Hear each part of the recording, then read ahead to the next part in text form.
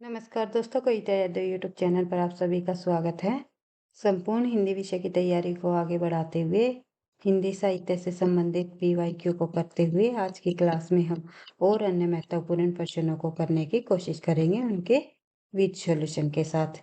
चाहे किसी भी स्टेट के अंतर्गत होने वाली टीजीटी पीजीटी हिंदी संबंधी परीक्षा हो या एनटीए नेट की परीक्षा हो या कोई अदर परीक्षा हो जिसमें हिंदी साहित्य संबंधी प्रश्न पूछे जाते हैं, उन सभी विद्यार्थियों के लिए ये क्लास काफ़ी मददगार रहेगी, काफ़ी हेल्पफुल रहेगी। तो एक-एक क्वेश्चन को बिल्कुल ध्यान से समझते हुए करते हुए आगे बढ़ना है, क्योंकि इन्हीं तथ्यों में से घुमा-फिरा कर परीक्षाओं में प्रश्न पूछे जाते हैं। तो ज़्यादा टाइम वेस्ट न करते हुए शुरुआत कर लेते हैं प्रश्न नंबर 56 से, क्योंकि आपको पता ही है निरंतर अभ्यास ही है सफलता का राज। आगे बढ़ते हैं तो देखते हैं प्रश्न नंबर 56 में दिया गया है, डिंगल भाषा का अर्थ क्या है। यहाँ पर डिंगल भाषा का अर्थ पूछा हुआ है। अवधी और ब्रज के योग से बनी भाषा होती है डिंगल भाषा, या फिर हरियाणवी मिश्रित राजस्थानी होती है, या फिर अर्धमागधी को डिंगल कहते हैं, या फिर अपभ्रंश के योग से बनी शुद्ध राजस्थानी। तो आंसर हो जाएगा हमारा डी, क्योंकि अपभ्रंश के योग से जो शुद्ध राजस्थानी होती है वही हमारी डिंगल भाषा कहलाती है। अपभ्रंश प्लस जो है अपभ्रंश के योग से जो है शुद्ध राजस्थानी जो होती है वो डिंगल कहलाती है। और अपभ्रंश प्लस राजस्थानी इस तरह याद रख सकते हो, डिंगल होती है। और अपभ्रंश प्लस ब्रज भाषा जो है हमारी क्या कहलाएगी, वो हमारी डिंगल कहलाती है। तो ये ध्यान रखना है सभी तथ्यों को। आगे बढ़ते हैं, डीटेट प्लस बीपीजीटी हिंदी में पूछा गया प्रश्न है। प्रश्न नंबर इससे जुड़े हुए कुछ तथ्य देखते हैं। तो डिंगल और पिंगल साहित्यिक राजस्थानी ये दो प्रकार है, तो ये आपको ध्यान रखना है। डिंगल पश्चिमी राजस्थानी का साहित्यिक रूप है। इसका अधिकतर साहित्य चारण कवियों द्वारा लिखित है। डिंगल शैली में वीर रस की रचनाएं, जबकि श्रृंगार रस की रचनाएं हमें पिंगल शैली में देखने को मिलती है। ये पूछा जा सकता है कि डिंगल शैली में किस प्रकार की रचनाएं देखने को मिलती है, किस रस से संबंधित है। तो ध्यान रखना है, डिंगल शैली में वीर रस से संबंधित रचनाएं हैं और पिंगल शैली में श्रृंगार रस से संबंधित रचनाएं हैं। अमीर खुसरो का जन्म स्थान कौन सा है। तो अमीर खुसरो का जन्म स्थान आपको पता ही है, एटा जिला पटियाला में जो है अमीर खुसरो का जन्म माना जाता है। तो देखते हैं इससे जुड़े हुए कुछ और अन्य तथ्य। अमीर खुसरो जी का जन्म जो है कहाँ पर हुआ, एटा जिला के उत्तर प्रदेश पटियाली नामक कस्बे में हुआ था। और सन रहा 1253। इसके द्वारा रचित ग्रंथ निम्नलिखित है। अमीर खुसरो जी के ये ग्रंथ आप लोगों ने बार बार रिवाइज किए हैं, जैसे खालिक बारी, उर्दू फारसी शब्दकोश माना जाता है इनका ये खालिक बारी ग्रंथ। दो सुखने, पहेलिया और मुकरिया, ये सभी ग्रंथ जो है अमीर खुसरो जी द्वारा रचित है। आगे बढ़ते हैं तो देखते हैं, अमीर खुसरो को वैसे तो तबला, सितार और अन्य वाद्य यंत्रों का प्रवर्तक भी माना जाता है। भाई आविष्कारकर्ता इन्होंने किया था तबला और सितार नामक वाद्य यंत्र का आविष्कार। तो ये प्रश्न भी जीके के अंतर्गत कई बार पूछ लिया जाता है। हिंदुस्तान की सूती हूँ मैं, इस प्रकार से इसने अपने आप को कहा। और जो है काफ़ी सारी और अन्य तथ्य है इससे जुड़े हुए, जो हम प्रश्न उत्तरों के माध्यम से बार बार रिवाइज करते हुए आगे बढ़ रहे हैं, ताकि एक प्रश्न से संबंधित कोई अन्य तथ्य भी घुमा फिरा कर परीक्षा में पूछा जाए तो आसानी से आप उनका सही आंसर दे सकते हो। इसीलिए हम जितने भी हमारे पीवाईक्यू है, चाहे DTET+B में पूछा गया प्रश्न हो हिंदी साहित्य से, या फिर यूपी टीजीटी में पीजीटी में पूछा गया प्रश्न हो, या फिर एनटीए नेट के अंतर्गत आए हुए प्रश्न हो, उनको विद सॉल्यूशन के साथ जो है समझने की करने की कोशिश कर रहे हैं। तो देखते हैं, और वीडियो पसंद आती है तो वही प्लीज़ वीडियो को आप लाइक करते हुए चले, साथ में कमेंट भी अवश्य किया करें बाद में वीडियो के बाद। तो आपको वीडियो कैसी लगी, इस प्रकार के प्रश्नों की श्रेणी को हमें आगे बढ़ाते रहना है, या फिर और अन्य किसी तरीके से हमें क्लास को लेकर के चलना है, तो ये सभी सुझाव आप कमेंट बॉक्स में दे सकते हो। तो देखते हैं, नेक्स्ट प्रश्न है हमारा, शुक्ल जी के अनुसार हमीर रासों के रचनाकार कौन है। हमीर रासों के रचनाकार पूछा गया है आचार्य रामचंद्र शुक्ल जी के अनुसार। हमीर रासों के रचनाकार है शुक्ल जी के अनुसार नाम है सारंगधर सूरी। सारंगधर सूरी ही हमीर रासों के रचनाकार भी माने जाते हैं। सर्वमान्य तौर पर भी यही है भाई, कोई अन्य रचनाकार नहीं है। तो आचार्य रामचंद्र शुक्ल ने हमीर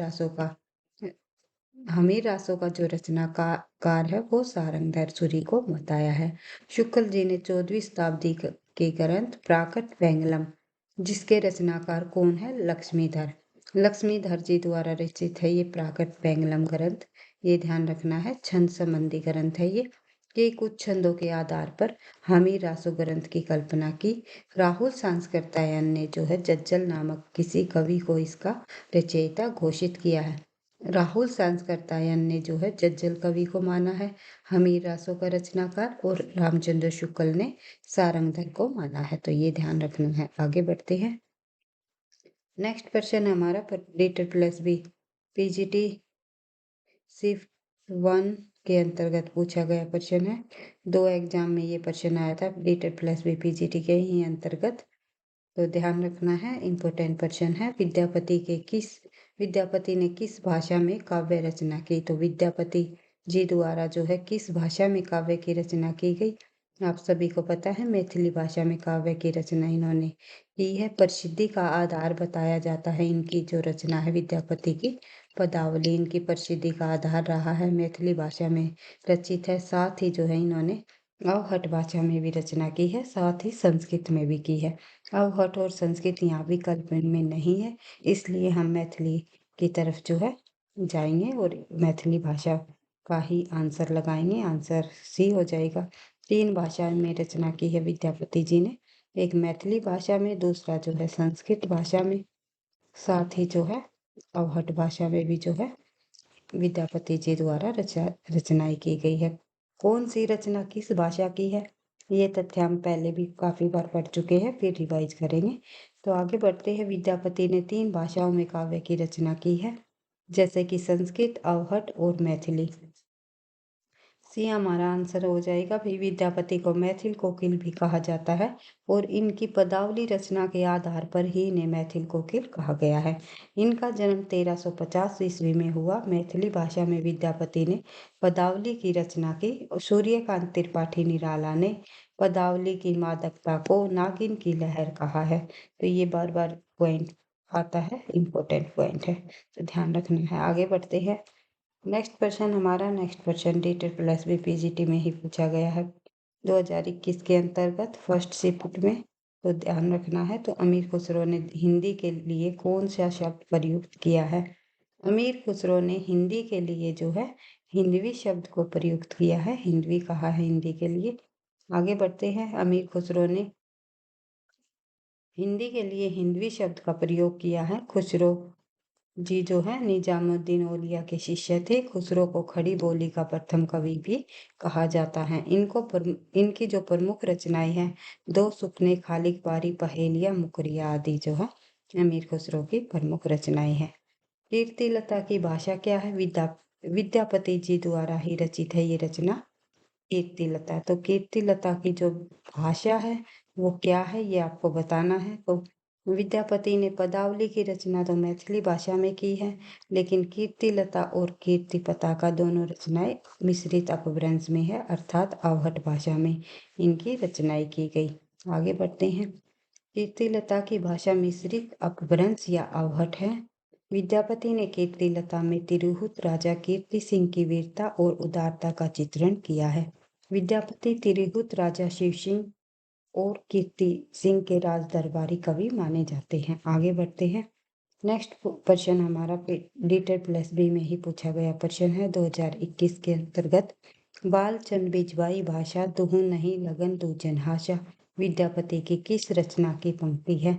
बालचंद बिजवाई भाषा दुहु नहीं लगन दूजन हाशा, ये जो पंक्तियां हैं, तो इस प्रश्न का आंसर हो जाएगा हमारा भाई डी, कीर्तिलता। कीर्तिलता से ये पंक्तियां ली गई है। तो आगे बढ़ते हैं। नेक्स्ट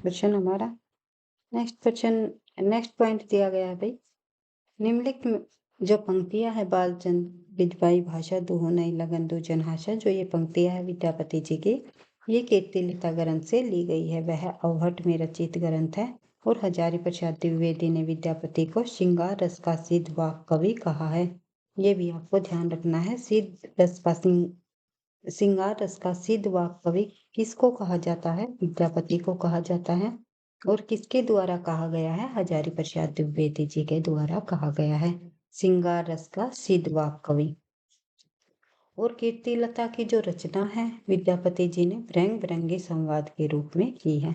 तो ये आपको ध्यान रखना है, रंग बिरंगे संवाद के रूप में हुई कीर्तिलता की रचना। और सुख सुखी संवाद के रूप में जो है किसकी रचना हुई है?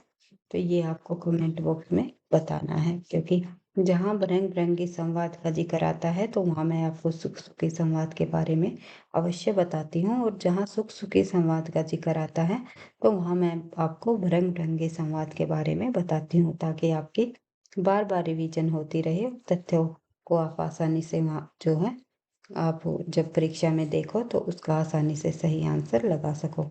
तो इसी तरह निरंतरता के साथ आप अभ्यास करते रहोगे, तथ्यों की बार बार रिवीजन करते रहोगे, तो आपको सफलता अवश्य मिलेगी। बढ़ते हैं आगे नेक्स्ट क्वेश्चन की तरफ। नेक्स्ट क्वेश्चन में दिया गया है भाई, एक सेकेंड, थोड़ा सा नेक्स्ट क्वेश्चन में दिया गया है हमारा, देख लेते हैं। निम्नलिखित में से कौन सी अमीर खुसरो की रचना नहीं है? अमीर खुसरो जी द्वारा रचित इनमें से कौन सी रचना नहीं है? एक सेकेंड, आपको पता ही आंसर आप लोगों के सामने है, पुरुष परीक्षा, क्योंकि पुरुष परीक्षा जो है विद्यापति जी की रचना है। पहेलिया मुकरिया दो सुखने खालिक बारी, ये सभी रचनाएं अमीर खुसरो जी की हैं। उसके बाद आगे बढ़ते हैं नेक्स्ट क्वेश्चन की तरफ। अमीर खुसरो जी के गुरु का नाम भी ध्यान रखना है, निजामुद्दीन औलिया। निजामुद्दीन औलिया के शिष्य थे अमीर खुसरो जी, और खड़ी बोली के आदि कवि भी कहे जाते हैं अमीर खुसरो। नेक्स्ट क्वेश्चन हमारा, निम्नलिखित में से कौन निर्गुण भक्ति धारा का नहीं है? तो इनमें से कौन निर्गुण भक्ति धारा के अंतर्गत नहीं आते, यानी भक्ति काल के अंतर्गत निर्गुण भक्ति धारा के कवि कौन नहीं माने जाते? रैदास, कबीरदास, नानक तीनों संत कवि हुए हैं, यानी कि निर्गुण भक्ति धारा में संत काव्य धारा के अंतर्गत ये कवि है रैदास, कबीरदास और नानक, जिन्हें हम संत क्या काव्य धारा ज्ञानाश्री शाखा के नाम से भी जो है जानते हैं। उसके अलावा यहाँ पर विद्यापति दिए गए हैं, तो ये विद्यापति हमने आदिकाल के अंतर्गत पढ़ा है, तो आदिकाल के कवियों में शामिल है विद्यापति जी, जो कि निर्गुण काव्य धारा में शामिल नहीं है। तो ये आपको ध्यान रखना है। आदिकालीन भक्त और श्रृंगारी कवि माने जाते हैं विद्यापति। विद्यापति शैव संप्रदाय से संबंध रखते थे, शैव कवि थे। विद्यापति को मैथिल कोकिल, अभिनव, जयदेव, खेलन कवि आदि जो है लगभग 16 उपाधियों से इन्हें नवाजित किया गया है। आगे बढ़ते हैं। नेक्स्ट क्वेश्चन हमारा, ढोला मारूरा दोहा में ढोला के पिता का क्या नाम है? ढोला मारूरा दोहा जो रचना है उसमें ढोला के पिता का जो नाम है वो पूछा गया है। तो ढोला के पिता का नाम राजा नल है। तो ये आपको ध्यान रखना है। ढोला मारूरा दोहा में ढोला के पिता का नाम राजा नल है। ढोला मारूरा दोहा 11वीं शताब्दी में रचित कल्लोल कवि द्वारा रचित रचना है, और बाद में जो है कुशल लाभ भी इसके रचनाकार हुए हैं।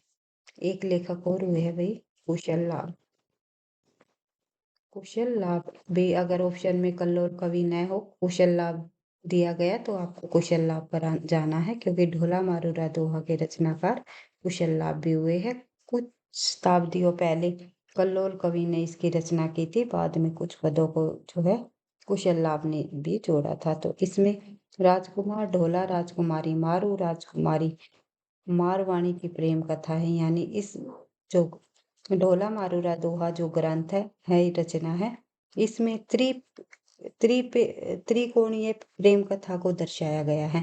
यानी कि एक तरफ जो है राजकुमार होते हैं ढोला, दूसरी तरफ मारू नामक एक राजकुमारी होती है, और जो है एक मारवाणी की जो एक राजकुमारी और होती है मारवाणी, जो कि ढोला का बचपन में ही विवाह हो जाता है, और मारू उसको जो है लाने में जो है बाधा डालती रहती है कि अभी ये हो गया, अभी जो है अभी समय ठीक नहीं है। तो इस तरह जो है अंत में मारवाणी को भी जो है ढोला लेकर के आ जाता है अपने राजमहल में। तो त्रिकोणीय प्रेम कथा को इसमें दर्शाया गया है। तो यह लोक प्रचलित प्रेम कथा है जो राजस्थान में अधिक लोकप्रिय हुई है।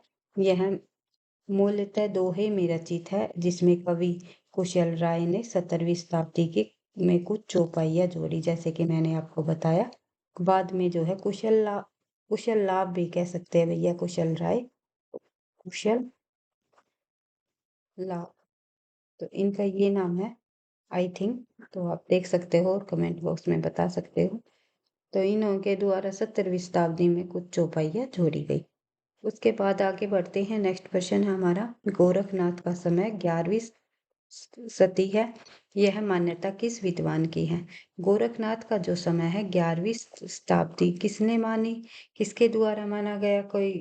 किसी ने गोरखनाथ का समय 9वीं शताब्दी माना है, किसी ने 11वीं शताब्दी माना है। आंसर हो जाएगा हमारा पीतम्बर दत्त बड़थवाल। पीतम्बर दत्त बड़थवाल ने 11वीं शताब्दी माना है गोरखनाथ का समय। तो ये आपको ध्यान रखना है।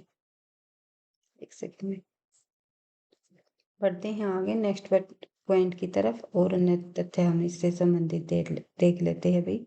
गोरखनाथ का समय 11वीं शताब्दी है। यह मान्यता डॉक्टर पीतम्बर दास बड़तवाल जी के द्वारा मानी गई है।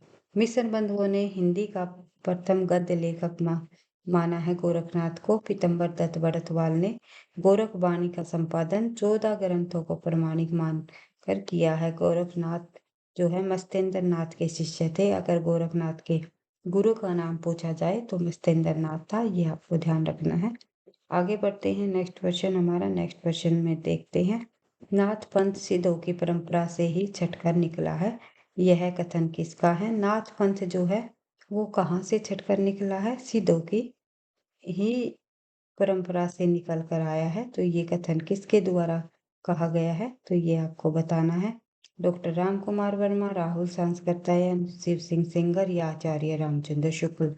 नाथ पंथ सिद्धों की परंपरा से ही छटकर निकला है। ये कथन निम्न आचार्य रामचंद्र शुक्ल जी द्वारा कहा गया है। तो ध्यान रखना है, आंसर हो जाएगा हमारा आचार्य रामचंद्र शुक्ल, जिन्होंने जो है नाथ व सिद्धों की रचनाओं को साहित्य की कोटि में नहीं रखा। तो ये भी इन्होंने माना है कि नाथ और जो सिद्धों की जो बिल्कुल इन्होंने कह डाला था कि ये सांप्रदायिक शिक्षा मात्र है, ये इनकी रचनाएं, कि इन्हें साहित्य के कोटि में नहीं रखा जा सकता। तो अगर ये कथन भी पूछा जाए तो रामचंद्र शुक्ल जी का ही नाम आएगा, और उन्हें इनके द्वारा ही बताया गया जो नाथ पंथ है वो सिद्धों की ही परंपरा से ही छटकर निकला है। तो ये कथन किसके द्वारा कहा गया? आचार्य रामचंद्र शुक्ल जी के द्वारा। शुक्ल जी ने अपनी पुस्तक हिंदी साहित्य का इतिहास के आदिकाल प्रकरण 2 में कहा है कि जिस प्रकार सिद्धों की संख्या 84 प्रसिद्ध है, उसी प्रकार नाथों की संख्या कितनी मानी जाती है? 9। तो सिद्धों की संख्या 84 84 और नाथों की संख्या जो है 9 मानी गई है। उसके अलावा आगे बढ़ते हैं।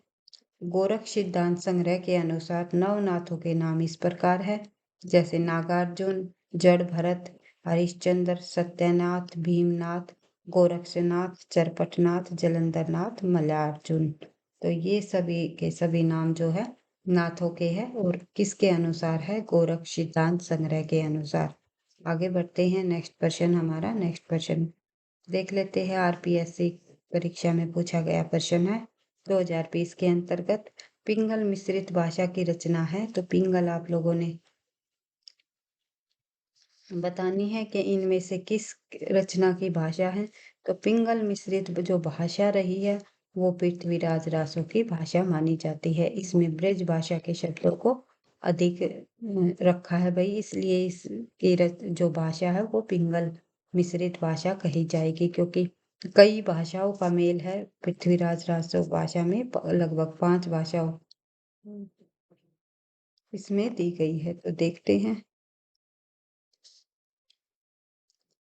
पिंगल मिश्रित भाषा की जो रचना है पृथ्वीराज रासो है, शेष विकल्प गलत है। पृथ्वीराज रासो के रचयिता चंद बरदाई है। पिंगल भाषा शैली का जन्म पूर्वी राजस्थान में ब्रज क्षेत्रीय भाषा शैली के उपकरणों को ग्रहण करते हुए हुआ। इस भाषा में चारण परंपरा के श्रेष्ठ साहित्य की रचना हुई। राजस्थान के अनेक चारण कवियों ने इसका उल्लेख किया।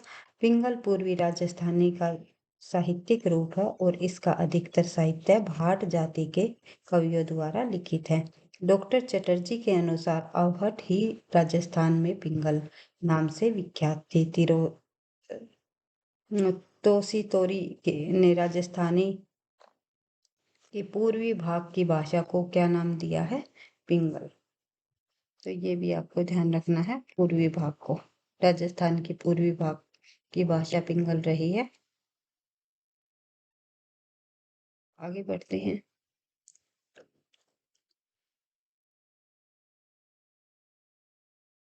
नेक्स्ट क्वेश्चन है हमारा प्रश्न नंबर 69। आदिकाल हिंदी के संबंध में उपयुक्त नहीं है। आदिकालीन हिंदी के संबंध में कौन सा कथन उपयुक्त नहीं है? संयोगात्मक की ओर झुकाव है, ड ध्वनि का विकास है, ड ध्वनि का विकास है, संयुक्त स्वर ए का प्रयोग है। तो आदिकालीन जो हिंदी रही है उसमें संयोगात्मक की ओर झुकाव है।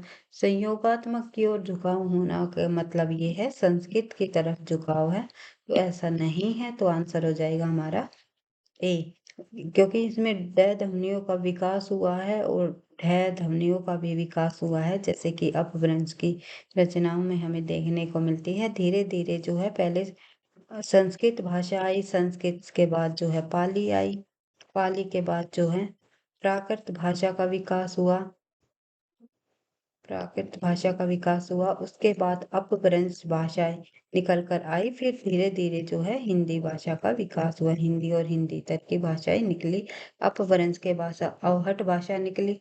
तो इस प्रकार से जो शुरुआत की भाषा थी हमारी संस्कृत, वेदों की भाषा मानी जाती है, उसका संबंध जो है अधिक जो है फिर आगे चल के हिंदी की तरफ, खड़ी बोली की तरफ जो है झुकाव बढ़ने लगा था, ना कि जो है पीछे की तरफ गए थे। तो ये आपको ध्यान रखना है। आगे बढ़ते हैं। आदिकालीन हिंदी के संबंध में संयोगित संयोगात्मकता की ओर झुकाव उपयुक्त कथन नहीं है। शेष विकल्पों में अन्य कथन सत्य है। आदिकालीन हिंदी का व्याकरण 1000 से 1100 ईस्वी के आसपास तक अपभ्रंश के बहुत निकट था, यानी कि धीरे धीरे अपभ्रंश का विकास हो चुका था। आदिकालीन साहित्य हमारे जो मिलता है वो अपभ्रंश भाषा में भी देखने को मिलता है, कुछ रचनाएं, और कुछ जो है प्राकृत भाषा में भी लिखा गया, पाली में भी लिखा गया। तो संयोगात्मक भाषा में नहीं था इतना ज्यादा। कुछ एक दो रचनाएं थी भाई, लिखी गई थी, जैसे कि विद्यापति जी द्वारा लिखी गई थी, कुछ रचनाएं देखने को मिलती है, लेकिन जो झुकाव था वो हमारा धीरे धीरे अपभ्रंश की तरफ बढ़ने लगा था।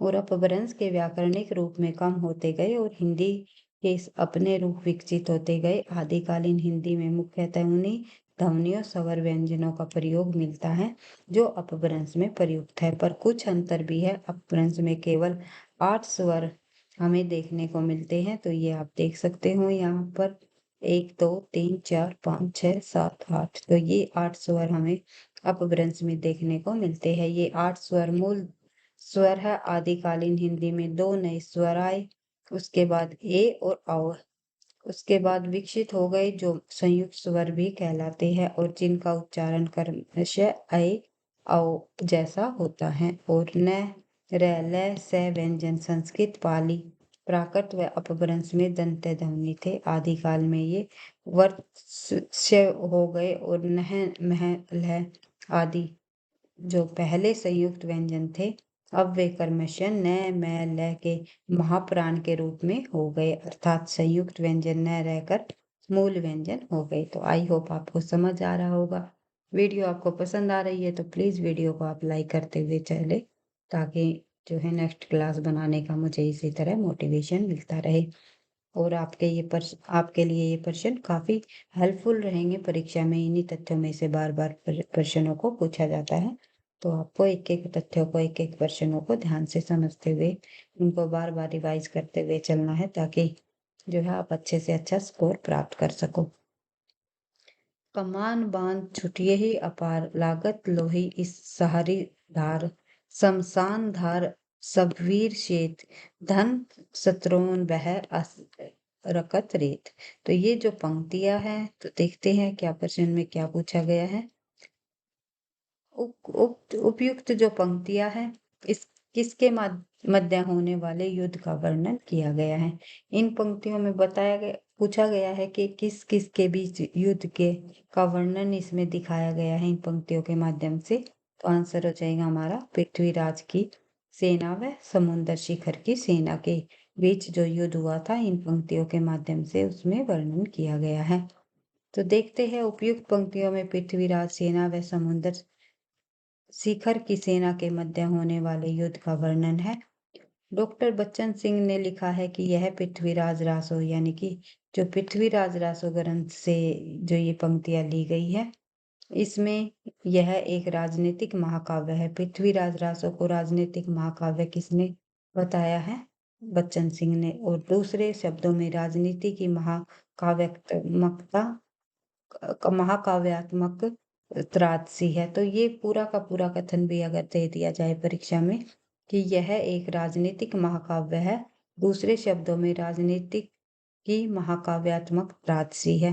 तो ये आपको बताना है ये किसके द्वारा कहा गया कथन है, तो बच्चन सिंह जी द्वारा कहा गया है। और किस ग्रंथ के बारे में ये कहा है कि यह एक राजनीतिक महाकाव्य है, तो पृथ्वीराज रासो ग्रंथ के बारे में कहा गया है।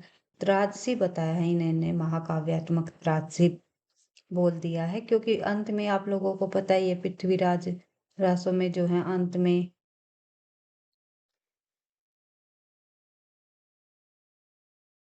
जो है एक दुखद घटना होती है। कयामत वध पृथ्वीराज रासो का एक महत्वपूर्ण समय या सर्ग माना जाता है। पृथ्वीराज रासो को चंद्रबरदाई के पुत्र जलहन ने पूरा किया।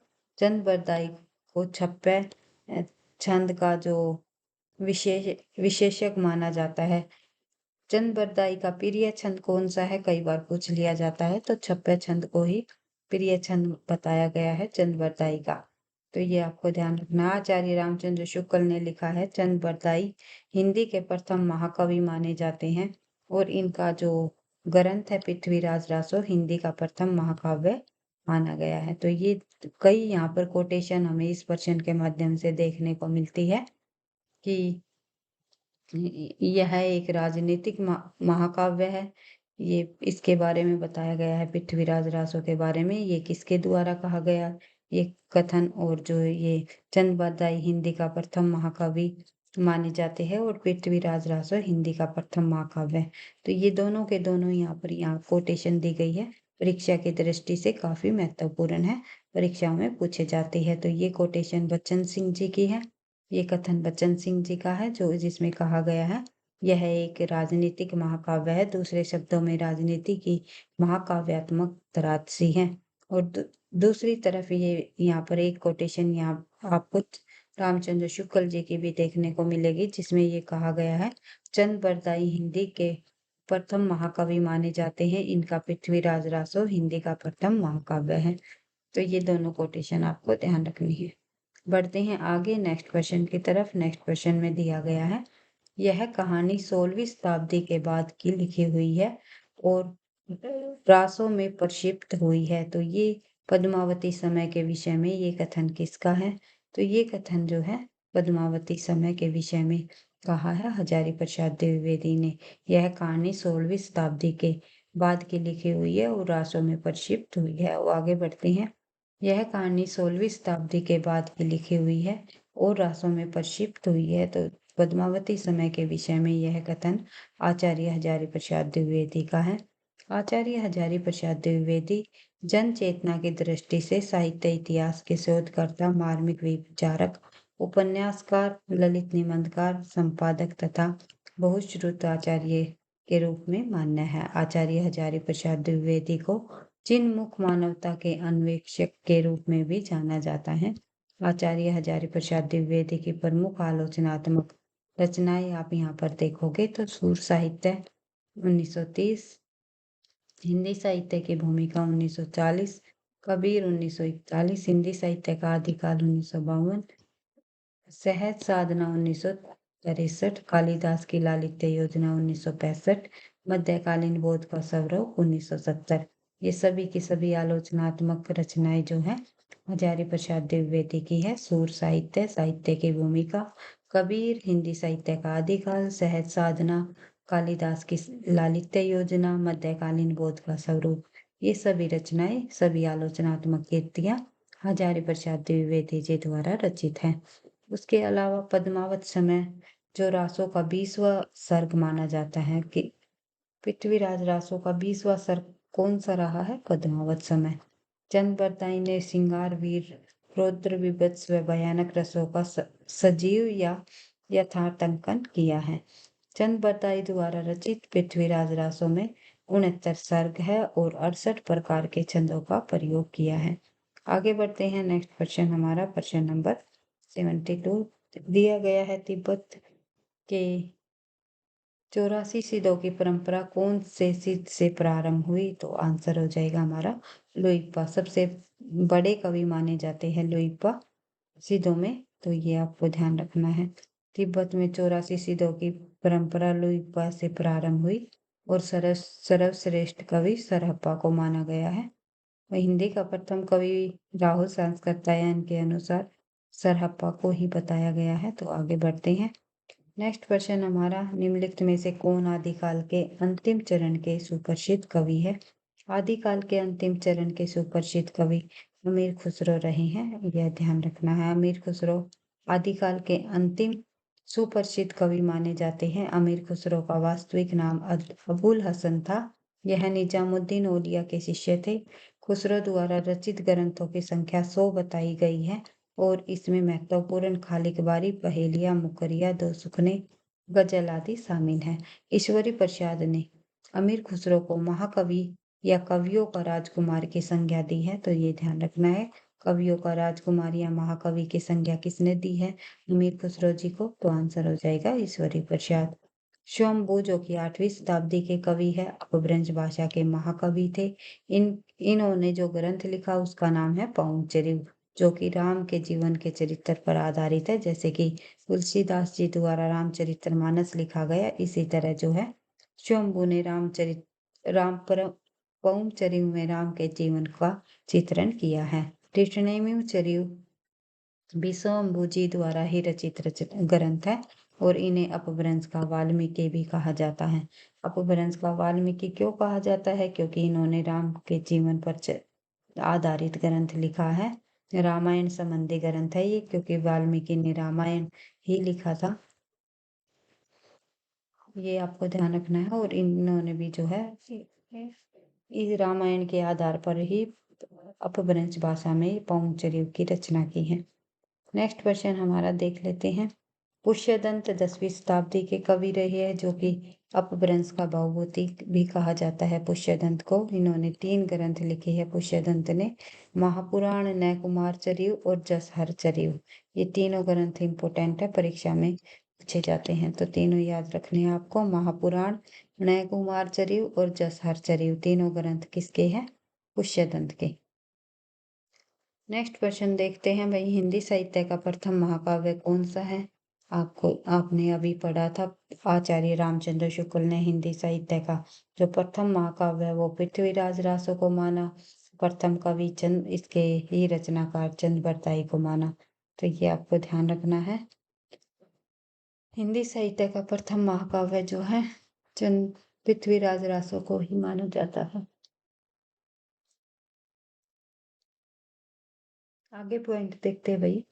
हिंदी साहित्य का प्रथम महाकाव्य पृथ्वीराज रासो है। पृथ्वीराज रासो की रचना चंद बरदाई ने 18वीं शताब्दी में की। राम कुमार वर्मा ने लिखा है कि पृथ्वीराज रासो को डिंगल साहित्य सर्वप्रथम काव्य कहा जाता है। डिंगल साहित्य का सर्वप्रथम काव्य किसे माना? पृथ्वीराज रासो को ही माना। किसके अनुसार माना? राम कुमार वर्मा के अनुसार। वैसे तो जो है पृथ्वीराज रासो की जो भाषा है वो पिंगलता की तरफ अधिक जाएगी भाई। पिंगल भाषा का प्रयोग माना गया है, क्योंकि ब्रिज भाषा के शब्दों का अधिक प्रयोग हुआ है। लेकिन राम कुमार वर्मा के अनुसार जो है डिंगल साहित्य का सर्वप्रथम काव्य इसे कह दिया है। चंद बरदाई को हिंदी साहित्य का सर्वप्रथम महाकवि भी माना जाता है। राम कुमार वर्मा के अनुसार ये पंक्ति कही गई है। पृथ्वीराज रासो में 56 छंदों की बहुलता है। इन 56 छंदों के कारण इस ग्रंथ की लोकप्रियता मिली। इस ग्रंथ को लोकप्रियता किस कारण मिली? क्योंकि इसमें 56 छंदों की बहुलता है। 56 छंदों की अधिकता के कारण ही जो है पृथ्वीराज रासो काव्य को लोकप्रियता मिली है। डॉक्टर गणपति चंद्र गुप्त ने अपने ग्रंथ हिंदी साहित्य का वैज्ञानिक इतिहास, जिसका प्रकाशन वर्ष 1965 है, वही ध्यान रखना है। प्रकाशन वर्ष से भी संबंधित आजकल परीक्षाओं में अधिक प्रश्न पूछे जाने लगे हैं, तो जितनी भी इम्पोर्टेंट रचनाएं हैं उनके प्रकाशन वर्ष को आपको ध्यान रखना है और बार बार रिवाइज करते हुए रहना है, ताकि आप परीक्षा में जब बैठो तो सही आंसर लगा पाओ। जो गणपति हम पॉइंट पढ़ रहे थे भाई, गणपति चंद्र गुप्त ने जो अपना इतिहास ग्रंथ लिखा जिसका नाम है हिंदी साहित्य का वैज्ञानिक इतिहास, में इन्होंने शैलीभद्र सूरी को हिंदी का प्रथम कवि माना है। अर्थात कहने का मतलब है ये है कि गणपति चंद्र द्वारा शैलीभद्र सूरी को हिंदी का प्रथम कवि माना जाता है। आगे बढ़ते हैं। नेक्स्ट क्वेश्चन है हमारा, सुमेलित करते हुए दिए गए कोटों से सही उत्तर का चयन कीजिए। हमें सुमेलित करने हैं। एक तरफ गोरखनाथ और उनका,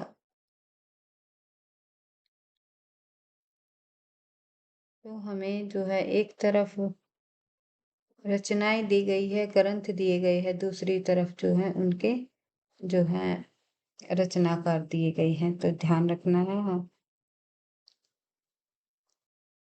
हमें बताना भाई किसका ग्रंथ किसके द्वारा रचित है, कौन सा ग्रंथ किसके द्वारा रचित है, तो आपको बताना है। सिद्ध साहित्य लिखा था भाई महावीर प्रसाद द्विवेदी ने, नाथ साहित्य हजारी प्रसाद द्विवेदी ने, हिंदी निर्गुण काव्य हिंदी काव्य में निर्गुण संप्रदाय ये पीताम्बर दत्त बड़तवाल जी द्वारा रचित है। गोरखनाथ और उनका युग रागे राघव जी का है। एक का हो जाएगा दो, दो का हो जाएगा चार, तो इस प्रकार से हमें देखना है। एक का हो जाएगा दो, दो का हो जाएगा चार आई थिंक, और तीन का हो जाएगा भाई एक, तीन का हो यहाँ पर भाई ऑप्शन में हमारे गड़बड़ है, तो आपको ध्यान ध्यान रखना है। तीन का हो जाएगा एक, और जो है चार का हो जाएगा तीन, तो ये शायद यहाँ पर उल्टा दे दिया गया है। ऑप्शन के अनुसार हम देखें तो एक बार देख लेते हैं इस क्वेश्चन का आंसर। तो सही सुमेलित यहाँ पर भाई आंसर नहीं है, तो इसी तरह होगा, ये आंसर हो जाएगा हमारा बी, लेकिन यहाँ पर थोड़ा सा चेंज हो जाएगा। तो डायरेक्ट हम इसके रचना और रचनाकारों को रिवाइज कर लेते हैं, ताकि आपको परीक्षा में इस तरह का कोई प्रश्न देखने को मिले, या इन रचनाओं इन ग्रंथों में से कोई ग्रंथ पूछा जाए तो आसानी से आप उनका सही आंसर दे सको। तो देखते हैं, गोरखनाथ और उनका युग रागे राघव जी की रचना है। हिंदी काव्य में निर्गुण संप्रदाय पीतम्बर दत्त बड़तवाल द्वारा लिखा गया ग्रंथ है। नाथ संप्रदाय हजारी प्रसाद का है। सिद्ध साहित्य महावीर प्रसाद ने लिखा। तो इस तरह आपको ध्यान रखना है। आगे बढ़ते हैं। नेक्स्ट क्वेश्चन, नेक्स्ट क्वेश्चन में दिया गया है, भरत मुनि ने अपभ्रंश को नाम दिया है। तो भरत मुनि ने अपभ्रंश को जो क्या नाम दिया है, देशी भाषा, देश भाषा नाम दिया है। अपभ्रंश को किसने? भरत मुनि। और भरत मुनि संस्कृत भाषा, संस्कृत के विद्वान रहे हैं, काफी प्रसिद्ध विद्वान रहे हैं संस्कृत के। इन्होंने जो है नाट्य शास्त्र नामक ग्रंथ भी लिखा है, तो ध्यान रखना है। दूसरी शताब्दी व तीसरी शताब्दी के विद्वान हुए हैं। अपभ्रंश को देश भाषा इन्होंने कहा है, जबकि विद्यापति ने अपभ्रंश से हिंदी प्रचलित बोलचाल की भाषा को देश भाषा कहा है। तो ये आपको ध्यान रखना है। अपभ्रंश को देश भाषा किसने कहा, या अपभ्रंश से भिन्न प्रचलित बोलचाल की भाषा को देश भाषा किसने कहा, दोनों तथ्यों में थोड़ा थोड़ा अंतर है, तो सभी तथ्यों को आपको ध्यान रखना है। आगे बढ़ते हैं। नेक्स्ट क्वेश्चन है हमारा, जन्म काल की दृष्टि से निम्नलिखित कवियों का सही क्रम बताइए। जन्म काल की दृष्टि से हम कवियों का जन्म काल देखें तो पहले नंबर पर आ जाएगा चंद बरदाई, फिर आएंगे जगनिक रासो साहित्य में, फिर खुसरो जी का आएगा, फिर श्रीधर जी का जन्म आएगा। तो देखते हैं, एक बार फिर से इनको रिवाइज कर लेते हैं। चंद बरदाई का जन्म 1168 ईस्वी में हुआ, मृत्यु 1192, जगनिक का जन्म 1173, अमीर खुसरो का जन्म 1253, और श्रीधर का जन्म 14वीं शताब्दी। इस तरह आपको ध्यान रखना है। आगे बढ़ते हैं। निम्नलिखित में से कौन सा ग्रंथ लौकिक रचित काव्य माना जाता है? लौकिक रचित काव्य इनमें से जो है भविष्यत कहा माना गया है।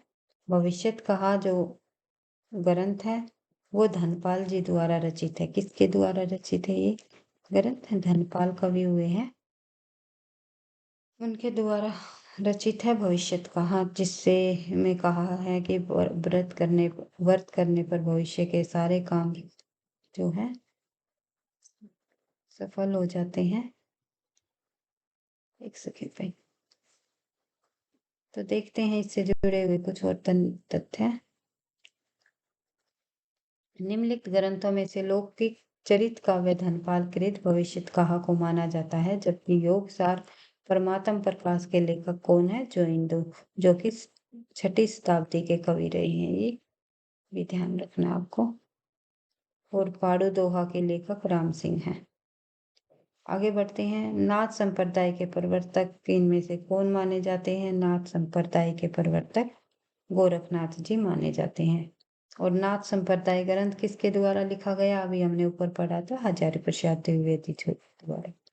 आगे बढ़ते हैं। नाथ संप्रदाय के प्रवर्तक गोरखनाथ जी हैं। नाथ संप्रदाय के आराध्य शिव है। यह हठ योग की साधना पद्धति पर आधारित है। कुछ विद्वान नाथ संप्रदाय का संपादक जो है मत्स्येंद्र नाथ, जो कि गोरखनाथ जी के गुरु हैं, उनको मानते हैं। नाथ पंथ बौद्धों की वज्रयान शाखा से निकला, सहजयान शाखा से निकला है। एक सेकेंड भाई, माना जाता है। एक सेकेंड भाई, एक सेकेंड। आगे बढ़ते हैं। नाथों की संख्या कितनी मानी जाती है? 9 और सिद्धों की संख्या 84 मानी गई है। गोरख सिद्धांत में नाथों के जो 9 पर नाथ रहे हैं उनके नाम नागार्जुन, जड़ भरत, हरिश्चंद्र, सत्यनाथ, भीमनाथ, गोरक्षनाथ, चरपटनाथ, जलंधरनाथ और मल्लार्जुन। तो ये आपको ध्यान रखना है। आगे बढ़ते हैं। महापुराण के रचनाकार कौन है? महापुराण नामक जो रचना है वो पुष्यदंत की है। पुष्यदंत जी द्वारा जो है महापुराण नामक रचना लिखी गई। उसके अलावा जो है और अन्य तथ्यों की बात करें तो महापुराण आदिकालीन ग्रंथ है, जिसके रचनाकार कौन है? पुष्यदंत है। इनकी प्रमुख रचनाएं है त्रिष्टि, महापुरुष, गुणालंकार, यानी महापुराण को ही इस नाम से भी जाना जाता है, त्रिष्टि, महापुरुष, गुणालंकारा। नय कुमार चरिव भी इन्हीं की रचना है पुष्यदंत की, और जसहरी चरिव भी इन्हीं की रचना है। त्रिष्टि महापुरुष गुणालंकारा को महापुराण के नाम से भी जाना गया है। और महापुराण में 63 महापुरुषों का जीवन चरित्र वर्णन है। पुष्यदंत को हिंदी का भवभूति भी कहा जाता है, तो ये आपको ध्यान रखना है। हिंदी का भवभूति किसे कहा जाता है? पुष्यदंत को कहा जाता है। शिव सिंह सेंगर ने पुष्यदंत को भाखा की जड़ कहा है। भाखा की जड़ किसे कहा गया है? पुष्यदंत को कहा गया है। किसने कहा है?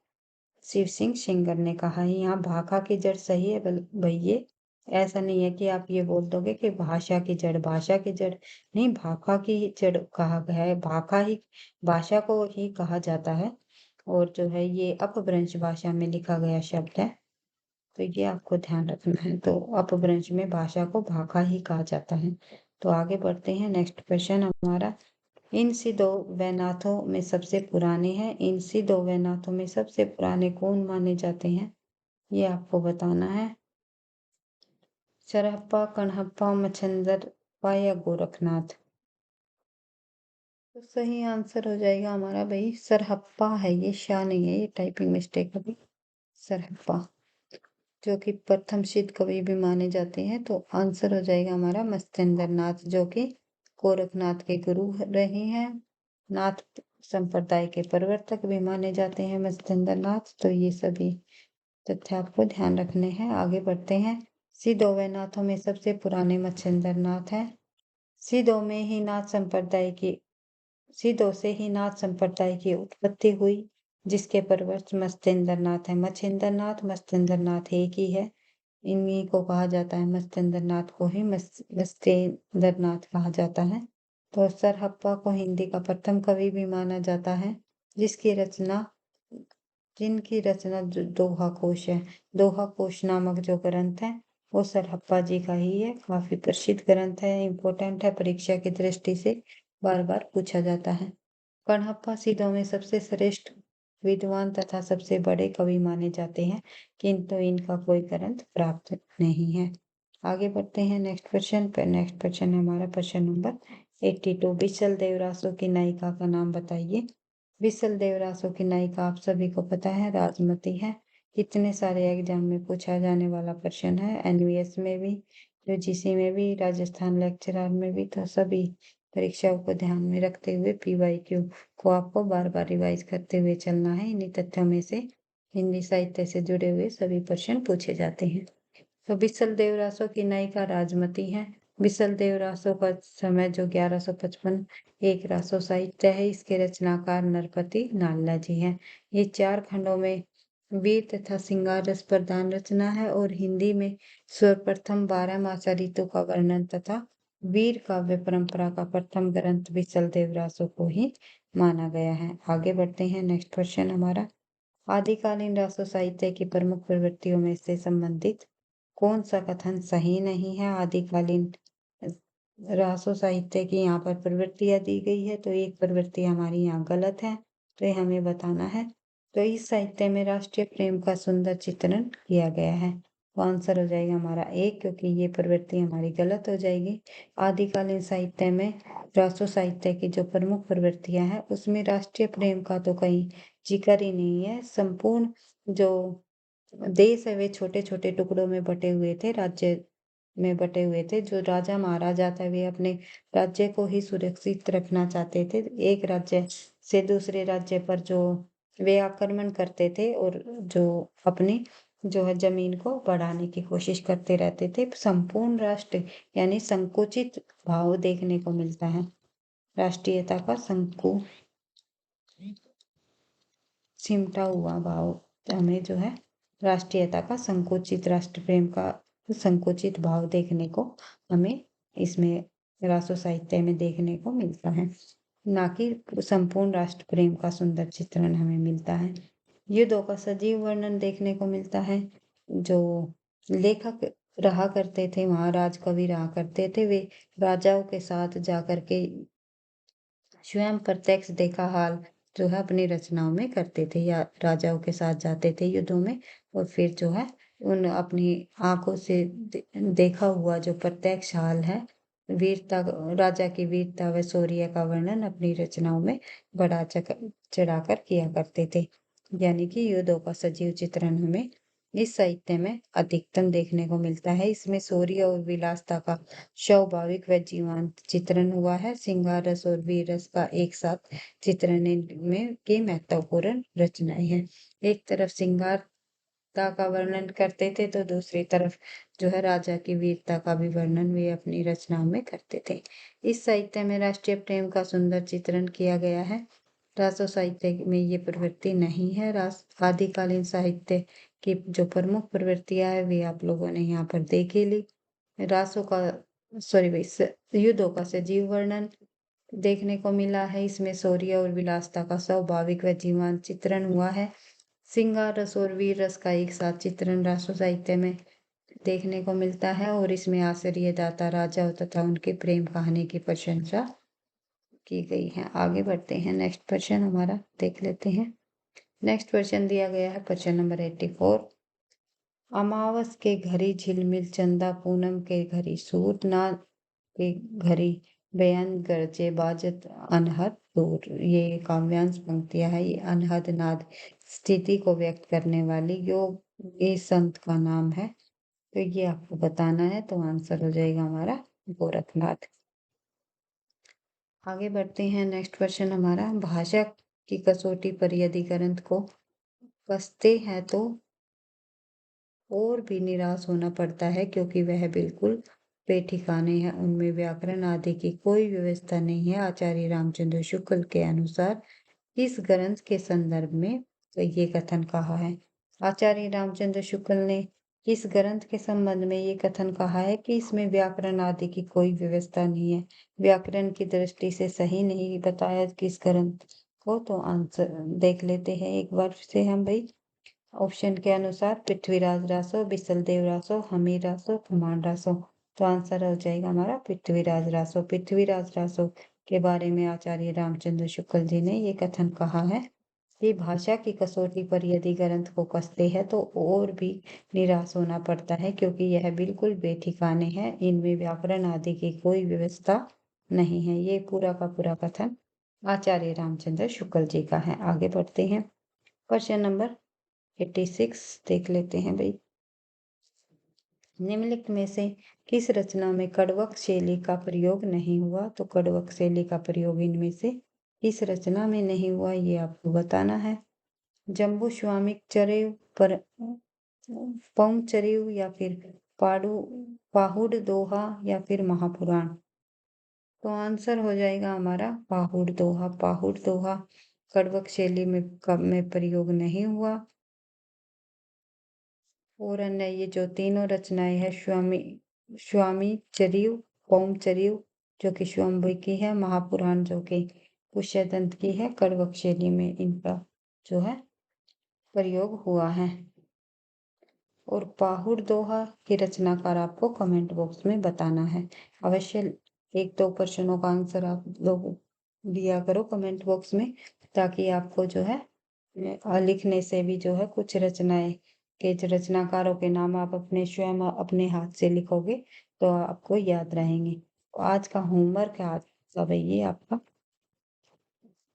पाहुड़ दोहा रचना के रचनाकार कौन है, तो ये आपको बताना है कमेंट बॉक्स में। अभी बता सकते हो आप कमेंट बॉक्स में। तो आगे बढ़ते हैं। Question number 87। सांकेतिक अर्थ रखने के कारण इनकी वाणियों की भाषा को सांध्य भाषा कहा है। किनकी भाषा के बारे में बताया है सांध्य भाषा? सांध्य भाषा है भाई सिद्धों की। सिद्ध की जो भाषा है वो सांध्य भाषा कहा है, सांकेतिक अर्थ रखने के कारण इनकी वाणियों की भाषा को। आगे बढ़ते हैं। सांकेतिक अर्थ रखने के कारण सिद्धों की वाणियों की भाषा सांध्य भाषा कहा है। सिद्ध साहित्य का प्रथम कवि सरहप्पा को माना गया है। इन्हें सरोज, वज्र, राहुल भद्र आदि नामों से भी जाना जाता है। सिद्धों में सबसे पुराने जो है सरहप्पा ही माने जाते हैं। राहुल सांस्कृतायन के अनुसार हिंदी के प्रथम कवि भी सरहप्पा को ही माना गया है।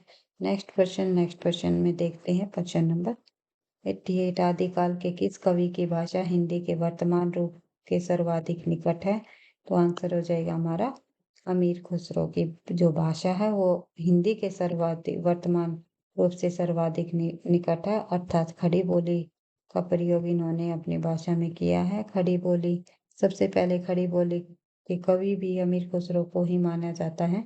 तो इससे जुड़े हुए कुछ और अन्य तथ्य जब आप देखो तो आदिकाल के कवि अमीर खुसरो की भाषा हिंदी के वर्तमान रूप के सर्वाधिक निकट है। और मुल्ला दाऊद निर्गुण काव्य धारा निर्गुण धारा के प्रेम मार्गी सूफी शाखा के कवि हैं। मुल्ला दाऊद जो है ये निर्गुण धारा के प्रेम मार्गी सूफी काव्य के कवि है। मुल्ला दाऊद ने अवधी भाषा चौपाई दोहा छंद में चंदायन नामक जो है कीर्ति की रचना की है, जिसका समय है 1380 इसके 79 वही। और मुल्ला दाऊद को राम कुमार वर्मा ने सूफी धारा का जो है प्रथम कवि भी माना है। और माता प्रसाद गुप्त ने चंदायन को लोर कहा या लोर कथा नाम दिया है। और उसके बाद चंद बरदाई की जो कीर्ति है पृथ्वीराज रासो विद्यापति की कीर्ति है कीर्तिलता, और कीर्तिपता का अब्दुल रहमान की कीर्ति है संदेश रासक, जिसको पहला धर्मेतर रास ग्रंथ भी माना जाता है। और अमीर खुसरो की कीर्ति की जो संख्या है वो 100 बताई गई है, जिसमें प्रमुख खालिक बारी, दो सुखने, मुकरिया और गजल आदि शामिल है। नेक्स्ट क्वेश्चन देखते हैं भाई। क्वेश्चन नंबर 89 कुछ बताया गया है। पृथ्वीराज रासो में प्रमुख रस कौन सा है? पृथ्वीराज रासो में वीर और श्रृंगार प्रमुख रस माने जाते हैं। पृथ्वीराज रासो में प्रमुख रस है वीर और श्रृंगार। उसके बाद पृथ्वीराज रासो साहित्य की जो प्रमुख रचना है उसके लेखक तो आपको पता ही है, चंद बरताई है। इसमें कुल 68 प्रकार के छंदों का प्रयोग हुआ है। और इसके रचनाकार कौन है? चंद बरताई। इनको छप्पे छंद का विशेषज्ञ माना जाता है। इनका प्रिय छंद रहा है चंद बरदाई का छप्पे छंद। और पृथ्वीराज रासो को चंद बरदाई के पुत्र जलहन ने पूरा किया था। पृथ्वीराज रासो एक सुख सुखी संवाद के रूप में रचित है। आचार्य रामचंद्र शुक्ल ने चंद बरदाई को हिंदी का प्रथम कवि और पृथ्वीराज रासो को हिंदी का प्रथम जो है महाकाव्य भी स्वीकार किया है। आगे बढ़ते हैं नेक्स्ट क्वेश्चन की तरफ। नेक्स्ट क्वेश्चन में दिया गया है भाई, एक मिनट भाई। राहुल संस्कृतायन ने हिंदी का पहला कवि किसे माना? काफी सारी परीक्षाओं में पूछा गया प्रश्न है। तो सरहप्पा को इन्होंने हिंदी का पहला कवि माना है। राहुल संस्कृतायन ने हिंदी का पहला कवि सरहप्पा को माना है। सरहप्पा भी कहा जाता है, राहुल भद्र के नाम से भी जाने जाते हैं। इनके ग्रंथ का नाम दोहा कोश है। आचार्य रामचंद्र शुक्ल ने चंद बरदाई को हिंदी का प्रथम महाकवि बताया है। राम कुमार वर्मा ने स्वयंभू को हिंदी का प्रथम महाकवि बताया है। शिव सिंह सेंगर ने पुष्यदंत को हिंदी का प्रथम कवि माना है। आगे बढ़ते हैं।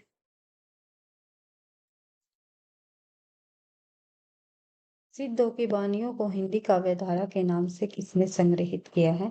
सिद्धों की वाणियों को हिंदी काव्यधारा नाम से संग्रहित करने वाले विद्वान महावीर महापंडित राहुल संस्कृतायन जी हैं। तो ये आपको ध्यान रखना है। सिद्धों की वाणियों को हिंदी काव्यधारा का नाम जो दिया है वो राहुल संस्कृतायन ने संग्रहित किया है। और ध्यान रखना है, महामहोपाध्याय जो हरप्रसाद शास्त्री द्वारा संपादित बोध गान और दोहा में सरहप्पा और कृष्णाचार्य का दोहा संग्रहित है। ये पॉइंट भी आपको ध्यान रखना है। और दोहा कोश का संपादन डॉक्टर प्रबोध चंद्र बागची ने किया। दोहा कोश में तिलोत्तमा, सरहप्पा, कणहप्पा के दोहे संग्रहित हैं। ये कई बार परीक्षाओं में पूछा जाता है कि दोहा कोश का संपादन किसने किया? तो प्रबोध चंद्र बागची द्वारा दोहा कोश का संपादन किया गया। और इसमें किन किन की रचनाओं को, किन किन के दोहों को संग्रहित किया है? तिलोत्तमा और जो है सरहप्पा और कणहप्पा, इन तीनों की दोहों को संकलित किया है। तो आगे बढ़ते हैं। नेक्स्ट पॉइंट हमारा, सॉरी भाई, नेक्स्ट क्वेश्चन हमारा देखते हैं। आदिकाल के कवि सरहप्पा की काव्य परंपरा में विकसित नाथ पंथ के हठयोग का पलवन आगे चलकर इनमें से किस कवि ने किया?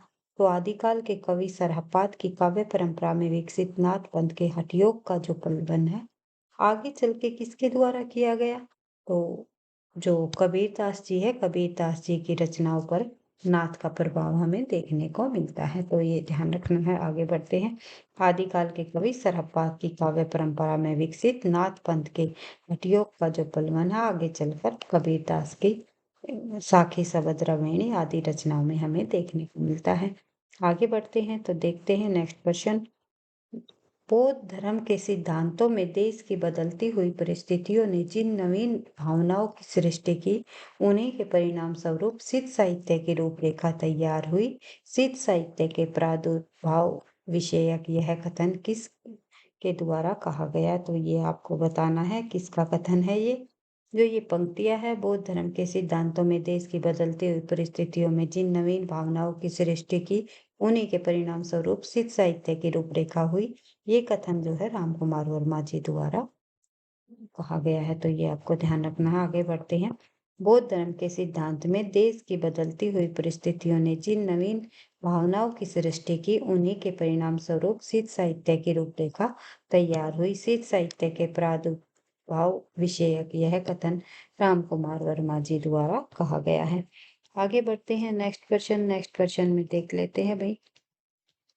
नेक्स्ट क्वेश्चन में दिया गया है कि नागरी प्रचारणी सभा में प्रकाशित पृथ्वीराज रासो के संस्करण को प्रमाणित मानने वाले इनमें से कौन है? पृथ्वीराज रासो को किसमें जो है प्रकाशित कराया गया? तो ध्यान रखना है, नागरी प्रचारणी सभा से प्रकाशित कराया गया। और पृथ्वीराज रासो को ग्रंथ में को किस विद्वान ने प्रमाणिक माना, किसने अप्रमाणिक माना? अप्रामाणिक, और किसी ने जो है इसे अर्ध प्रमाणिक भी माना है। प्रमाणिक। तो किस विद्वान ने अप्रमाणिक प्रमाण प्रमाणिक और जो है अर्ध प्रमाणिक किस किस विद्वान द्वारा माना गया, तो ये भी आपको ध्यान रखना है। तो यहाँ पर प्रमाणिक पूछा गया है, तो आंसर हो जाएगा हमारा कर्नल टाड। और अन्य विद्वानों के अनुसार जब हम देखें तो पृथ्वीराज रासो को प्रमाणिक, अप्रमाणिक व अर्ध प्रमाणिक मानने वाले विद्वानों में शामिल है। प्रमाणिक मानने वालों में शामिल है श्याम सुंदर दास, मिस्टर बंधु, मोहनलाल विष्णुलाल पांडे, जो कि काफी इम्पोर्टेंट है, काफी बार पूछा जाता है। उसके बाद कर्नल टाड। तो ये मोहनलाल विष्णुलाल पांडे मुख्य रूप से, और कर्नल टाड का नाम आपको ध्यान रखना है। उसके अलावा अप्रमाणिक मानने वालों में भी शामिल है आचार्य रामचंद्र शुक्ल जी, कवि राज श्यामल दास, गौरी शंकर, हीराचंद ओझा, बुल्लर और मुरारदीन देवी प्रसाद। तो ये मुरारीदीन देवी प्रसाद, तो ये सभी के सभी जो है पृथ्वीराज रासो को अप्रमाणिक ग्रंथ मानते हैं। पृथ्वीराज रासो को जो है जाली ग्रंथ को आचार्य रामचंद्र शुक्ल ने ही कह दिया था कि पूरा का पूरा ये जाली ग्रंथ है, इसलिए अप्रमाणिक के अंतर्गत रखा जाएगा।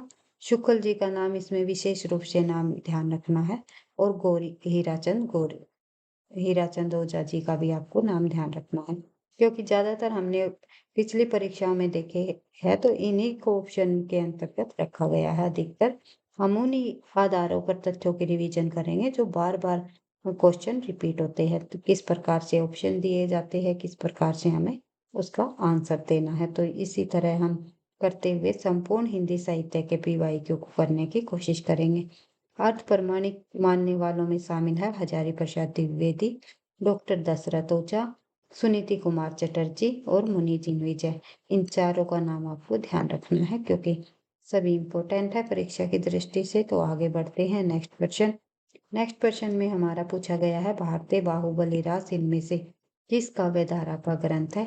भारतीय बाहुबली रास जो है एक प्रकार का जैन साहित्य से संबंधित ग्रंथ माना जाता है, और ये किसके द्वारा रचित है। ये भारतीय बाहुबली रास लेखक हुए हैं शालिभद्र सूरी। शालिभद्र सूरी जी द्वारा रचित है ये ग्रंथ भारतीय बाहुबली रास। तो ये भी आपको ध्यान रखना है। आगे बढ़ते हैं नेक्स्ट। इससे जुड़े हुए कुछ और अन्य तथ्य जब हम देखें, भारतीय बाहुबली रास इनमें से जैन साहित्य काव्य धारा का ग्रंथ है। इसके लेखक शालिभद्र सूरी है। गणपति चंद्रगुप्त ने शालिभद्र सूरी को हिंदी का प्रथम कवि माना है। आचार्य रामचंद्र शुक्ल ने रासो साहित्य का विवरण वीर गाथा काल के अंतर्गत दिया है। आचार्य रामचंद्र शुक्ल ने चंद्रबरदाई को हिंदी का महाकवि, इनकी रचना पृथ्वीराज रासो को हिंदी का महाकाव्य स्वीकार किया है। शीत साहित्य के अंतर्गत सरहप्पा आते हैं। इनको राहुल संस्कृतायन ने हिंदी का प्रथम कवि माना है। सरहप्पा की रचना दोहा कोश है, और गोरखनाथ का नाथ पंथ बौद्धों के वज्रयान शाखा से निकला हुआ माना जाता है। आपके जो है प्रश्न उत्तरों के माध्यम से इतनी पीवाईक्यू के माध्यम से इतनी प्रैक्टिस हो जाएगी, तथ्यों की इतनी बार रिवीजन होगी, तो सभी प्रश्न आपको जो है याद हो जाएंगे, और परीक्षा में आप किसी भी प्रकार की गलती नहीं करोगे। तो इसीलिए मैं आपको कहती हूँ तथ्यों की बार रिवीजन करने से ही प्रश्न याद रहते हैं, वैसे याद करने से आपको कुछ याद नहीं होगा। जितनी बार भी आप रिवीजन करोगे, तथ्यों को दोहराते रहोगे, तभी आपको वे याद रह पाएंगे, अन्यथा परीक्षा में कंफ्यूज हो जाओगे किसकी रचना कौन सी है, किसका प्रकाशन वर्ष क्या है, किसने क्या माना, किसके बारे में क्या कहा गया। तो ये सभी तथ्य तभी याद रह पाएंगे जो कि आप बार रिवाइज करोगे। निम्नलिखित में से कौन सी रचना शिलांकित है। तो शिलांग पर लिखी गई जो रचना है, जिसे चंपू काव्य के नाम से भी जानते हैं, नक्शिक वर्णन किया है नायिका का, सिंगारिक परक रचना है, तो राहुल वेल नाम है उसका। तो देखते हैं राहुल वेल शिलांकित रचना है, इसकी रचनाकार जो है रोड़ा कवि है। यह 10वीं-11वीं शताब्दी के गद्य व पद्य मिश्रित चंपू काव्य है। नक्शिक वर्णन की सिंगारिक परंपरा का प्रारंभ ही राहुल वेल से ही माना जाता है। वर्ण रत्नाकर जो है मैथिली हिंदी में रचित ज्योतिश्वर ठाकुर जी द्वारा गद्य की प्रथम रचना मानी जाती है। इसका ढांचा विश्वकोशात्मक है, और उक्ति व्यक्ति प्रकरण दामोदर शर्मा जी द्वारा रचित जो है एक व्याकरण ग्रंथ है। वसंत विलास 84 दोहों में रचित एक श्रृंगारिक काव्य है। आगे बढ़ते हैं। नेक्स्ट क्वेश्चन हमारा, नेक्स्ट क्वेश्चन में दिया गया है, आदिकालीन साहित्य से संबंधित इनमें से कौन सा कथन सही नहीं है। आदिकालीन साहित्य से संबंधित हमें ये कथन यहाँ पर देखने हैं। तो दोहा आदिकालीन अपभ्रंश साहित्य का प्रमुख छंद है। दोहा कोशों या चार्य गीतों की भाषा शैली में कोई अंतर नहीं है। चार्य पद एक प्रकार के गीत होते हैं जो सामान्य अनुष्ठान के समय गाए जाते हैं, या फिर जो है एक पॉइंट और रह गया हमारा कौन सा, कि आदिकालीन बौद्ध सिद्धों ने दोहा कोशों के साथ साथ जो है चार्य पदों की रचना की। तो आंसर हो जाएगा हमारा बी, क्योंकि दोहा कोशों को चार्य गीतों की दोहा कोशों और चार्य गीतों की भाषा शैली में अंतर बताया गया है, ना कि कोई अंतर नहीं है। तो अंतर है इनमें। दोहा कोश अपभ्रंशकालीन छंद है, चार्य पद एक प्रकार का गीत है। तो ये मुख्य अंतर है इनके अंतर्गत, जो सामान्य अनुष्ठान के समय गाए जाते हैं। आदिकालीन बौद्ध सिद्धों ने दोहा कोशों के साथ साथ चार्य पद की रचना भी की है। ये सभी आदिकालीन साहित्य से संबंधित कथन सही है। आगे बढ़ते हैं तो देखते हैं प्रश्न नंबर 98 दिया गया है, रचना और रचनाकार की दृष्टि से कौन सा विकल्प सम्मिलित नहीं है। एक तरफ रचनाएं दी गई है, दूसरी तरफ रचनाकार दिए गए हैं।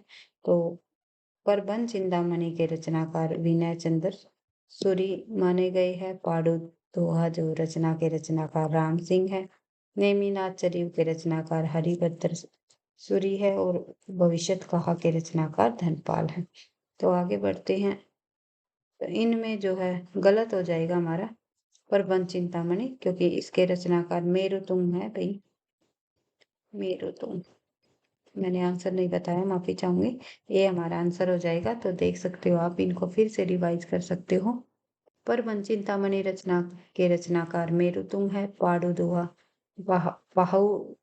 पाहुड़ा दोहा जो रचना है ये राम सिंह जी द्वारा रचित है। ये नेमिनाथ चरिव हरिभद्र सूरी, भविष्यत कहा धनपाल, नेमिनाथ चरिव विनय चंद्र सूरी। विनय चंद्र सूरी की कौन सी रचना है? नेमिनाथ चरिव। तो ये भी आपको ध्यान रखना है। नेक्स्ट क्वेश्चन, जस हर चरी के जस हर चरित्र के लेखक कौन है? जस हरचरियु भी कह सकते हैं इसको, अपभ्रंश भाषा में लिखी गई रचना है। तो इसके लेखक जो है पुष्यदंत ही माने गए हैं। पुष्यदंत की प्रमुख रचनाएं हैं नेमी विष्णुनेमी चरियु, जसर चरियु और महापुराण। ये तीनों रचनाएं इनकी है, तो ध्यान रखना है। महापुराण नय कुमार चरियु और जो है जस हरचरियु, ये तीनों प्रमुख रचनाएं इन्हीं की है। रिठनेमी चरियु और ओम चरियु वही स्वयंभू की रचना है, माफी चाहूंगी। तो धनपाल भविष्यत कथा की रचना की है, और अब्दुल रहमान ने संदेश रासक की रचना की है। उसके अलावा आज का हमारा अंतिम प्रश्न, प्रश्न नंबर 100, और अन्य प्रश्नों को नेक्स्ट क्लास में कंप्लीट करने की कोशिश करेंगे। संपूर्ण आदिकाल के ने जो है PYQ के माध्यम से तथ्यों की बार बार रिवीजन की है। तो वीडियो आपको पसंद आती है तो प्लीज वीडियो को आप लाइक करें, दोस्तों के साथ शेयर करें, और चैनल पर पहली बार हो तो सब्सक्राइब करें, ताकि नोटिफिकेशन आपको समय पर मिलता रहे। एक अंतिम प्रश्न देख लेते हैं भाई। दब साहब प्यास जो नामक अपभ्रंश में लिखित ये ग्रंथ की रचना है, ये किसके द्वारा की गई है? दब साहब प्यास नामक जो ग्रंथ है ये देवसेन जी द्वारा रचित है। तो ध्यान रखना है। दब साहब प्यास नामक अपभ्रंश में लिखित ग्रंथ रचना देवसेन द्वारा रचित है। देवसेन ने सन 1933 ईस्वी की जो ये रचना है सर्वाकाचार की रचना भी की है, और सर्वाकाचार में 250 यानी 250 दोहों में सर्वाक धर्म का प्रतिपादन किया गया है। देवसेन के अन्य ग्रंथ है न्याय चक्र, दर्शन सार, भाव संग्रह, तत्व सार आदि जो है देवसेन के प्रमुख और जो ग्रंथ माने गए हैं। उसके अलावा जो है आसगु कवि की जो रचना है उसका नाम है चंद्रबाला रास।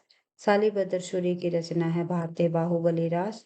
जिन धर्म सूरी की रचना है जो है सुतली भद्र रास। तो ये सभी की सभी रचनाएं भी आपको ध्यान रखनी है, परीक्षा की दृष्टि से काफी इम्पोर्टेंट है। तो आज की क्लास में केवल इतना ही करेंगे, और अन्य प्रश्नों को जो है नेक्स्ट क्लास में करने की कोशिश करेंगे। एक बार फिर से मैं आपको अंत में कहना चाहूंगी, वीडियो आपको पसंद आई तो प्लीज़ वीडियो को आप लाइक करें, दोस्तों के साथ शेयर करें। चैनल पर पहली बार हो तो सब्सक्राइब करें ताकि नोटिफिकेशन आपको समय पर मिलता रहे। पढ़ते रहना, आगे बढ़ते रहना। आप सभी को पता है निरंतर अभ्यास ही है सफलता का राज। तथ्यों की बार-बार रिवीजन और निरंतरता के साथ अभ्यास ही आपको सफलता दिलाएगी।